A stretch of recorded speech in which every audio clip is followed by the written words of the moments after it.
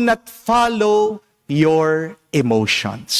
Hindi naman lahat ng ating nararamdaman ay dapat nating sundan. Hindi naman po kasi lahat ng ating nararamdaman ay galing sa Diyos. Ang dami pong galit, pero dahil sinundan nila ang kanilang galit, nakapatay. Ayun, kulong.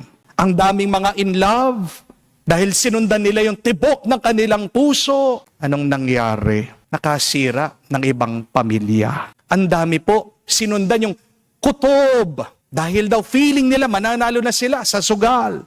Anong nangyari? Kahit na yung pangmatrikula na mga bata, naubos.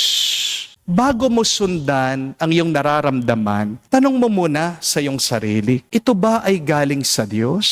Kaya nga, sabi din po ni Jesus sa mabuting balita, sa mga gustong sumunod sa Kanya, hayaan niyong ilibing ng mga patay ang kanilang mga patay. Anong ibig sabihin dun? Huwag natin hahayaan ng ating lungkot ay maging hadlang sa pagsunod sa Diyos.